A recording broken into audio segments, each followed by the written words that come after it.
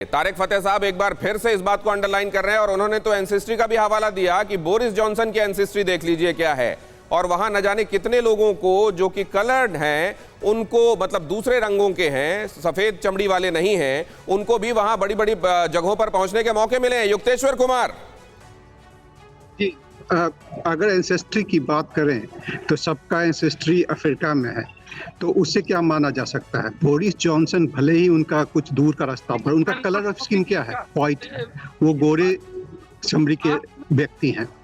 जैसे एक रेप के मामले में एक आदमी, एक पुरुष नहीं समझ सकता कि क्या बीतता है, वैसे ही मैं यहाँ पे ब्रिटेन में हूँ, मैं यहाँ पे काउंसलर हूँ और मैंने खुद भोगा है, मैंने सड़कों पे भोगा है। लोगों ने बोला है go back to your country, Brexit has happened.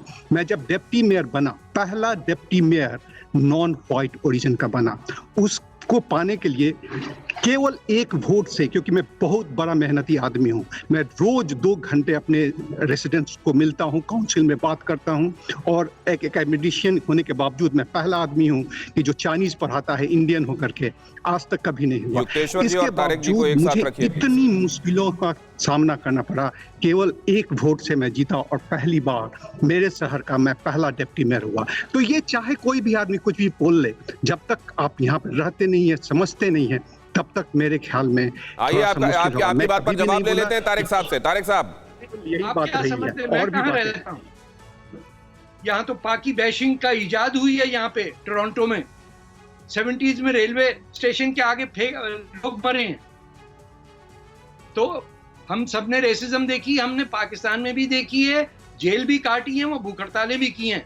हमें ये पता है कि आप इंडिया में नहीं जीत सकते इस पोजीशन में कि आम तनख्वाह वाला आदमी हो और वो इलेक्शन जीत के दिखा दे। मैंने भी यहाँ इलेक्शन लड़ा है, मुझे पता है रेसिज्म क्या है, लेकिन आपको मैं अगर ये कह दूं कि सबसे ज्यादा एंटी ब्लैक रेसिज्म किस कम्युनिटी में है, तो आप पीछे हट जाएंगे। लफ्ज कालिया जो है वो हमारी जबानों पे चढ़ता है, हिंदुस्तान में भी, बर्तानिया में भी, और कनाडा में भी, यूनाइटेड स्टेट्स में भी। एलए के राइट्स में जब ब्लैक अपराइजिंग हुई थी तो उन्होंने हिंदुस्तानियों की दुकानें क्यों जलाई थी?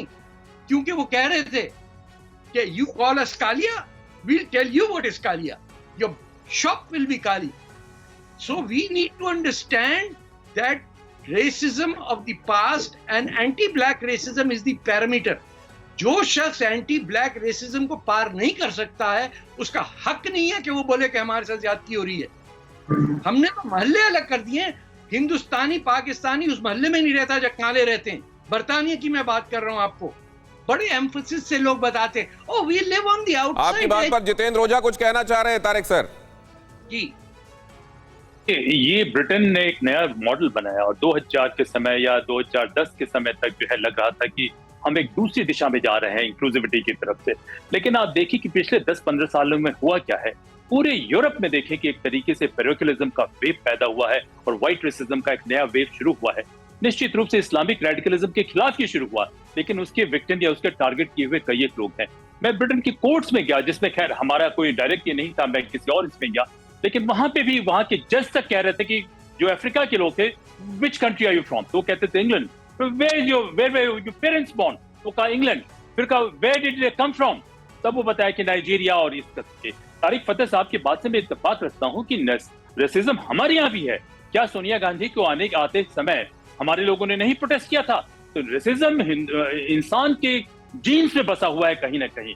लेकिन जो ब्रिटेन ने एग्जाम्पल प्रेजेंट किया था, मैं समझूंगा खास करके second half of 20th century में और towards the end of 20th century या बिगनिंग में, वो एक अलग दिशा में जा रहा था। लेकिन इसमें हम इंकार नहीं कर सकते, रेसिज्म एक मात्र फैक्टर नहीं है, लेकिन रेसिज्म एक रियलिटी है इस सोसाइटीज में, वेस्टर्न सोसाइटीज में। और उससे कंप्लेन करने के बजाय मैं समझता हूं कि हिंदुस्तान में और दुनिया के दूसरे एशियन देशों में उन्हें अपने आप को इस लेवल पे लेके आना होगा, इकोनॉमिकली, मिलिटरीली और किसी भी तरीके से, कि वो इस पे बात कर सके और अपने घर में एक बेहतर उदाहरण की बातों को यूं मैं समझूं नटशेल में कि आप ये कह रहे हैं कि असल में रेसिज्म हर जगह की सच्चाई है। अब ये कहां कितनी मात्रा में मौजूद है, अगर आप ये कंपेयर करने लगेंगे तो आपको ब्रिटेन को बेहतर स्थिति में मानना पड़ेगा। क्या आप लोग ये कह रहे हैं? मैं आपके पास समझने आऊं उससे पहले परवेज साहब, आपका भी नजरिया इसमें शामिल करना चाहिए।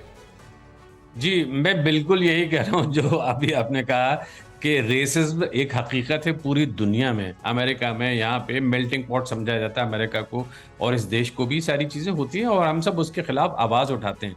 युक्तेश्वर जी ने और जितेंद्र जी ने पता नहीं क्या कहा कि मुझे ऐसा लगता है कि आप फैक्ट्स पे तो कम से कम आइए। ये कहाँ की सुनी सुनाई बातें कर रहे हैं जितेंद्र भाई। मैं इसलिए कह रहा हूँ आपसे कि 2010 के बाद से हालात बदले हैं, आप कह रहे हैं बिगड़ गए हैं। मैं आपको एक छोटी सी एग्जांपल देता हूँ, मुझे समय दीजिएगा। 1987 में 4 एथनिक माइनॉरिटीज के लोग जो हैं मेंबर्स ऑफ पार्लियामेंट बन के आए थे इस देश में, ठीक है, और उसको तकरीबन 100 साल लगे। तो 100 साल पहले वो हमारे पारसी ओरिजिन के वो मेंबर ऑफ पार्लियामेंट बने थे। खैर 87 के बाद में सोचिए आज सिचुएशन में 2019 की जो पार्लियामेंट आपके सामने आती है उसमें 65 मेंबर्स ऑफ पार्लियामेंट जो हैं वो एथनिक माइनॉरिटीज के हैं। इस देश में जो पूरी आबादी है उनकी 14% है एथनिक माइनॉरिटीज की, और 65 मेंबर्स ऑफ पार्लियामेंट जो हैं तकरीबन 10% हो जाता है उसका। यानी हमें 14% होना चाहिए, और जो मुझे लगता है कि अगले इलेक्शन में 14% भी अचीव हो जाएगा। तो मतलब ये है कि हम तो आगे की तरफ बढ़ रहे हैं। आप कहाँ पीछे मुड़ के देख रहे हैं? हो सकता है आपने 10 साल पहले कभी कुछ बातें सुनी हो, 15 साल पहले सुनी हो, पर मैं ये कह रहा हूं कि ये देश बदल रहा है। जातिवाद अपनी जगह है। मैं एक छोटी सी बात और कहूंगा कि जरा एक बार भारत की संसद पे भी नजर डाल लीजिए हुजूर। 300 के आसपास भारतीय जनता पार्टी के मेंबर्स ऑफ पार्लियामेंट हैं। गौर कीजिएगा, इनमें से कितने मुसलमान हैं जरा गिन के बता दीजिएगा।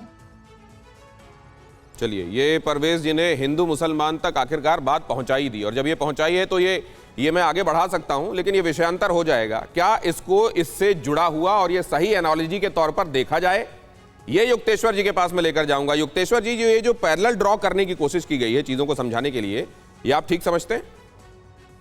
नहीं, ये ठीक भी है एक तरह से, क्योंकि बात सही है, क्योंकि भारतवर्ष में भी रीजनलिज्म, कम्युनलिज्म, हिंदू मुस्लिम के बात तो है ही। अगर मैं बिहार से हूँ और दिल्ली में आके अगर काम करता हूँ तो लोग हमें बोलते थे कि तुम बिहारी हो, क्यों काम कर रहे हो यहाँ पे। बंगाल की मेरी वाइफ है, अगर वो दिल्ली में काम करती थी तो उनको बोला गया तुम तो बंगाली हो, जाके बंगाल में काम करो।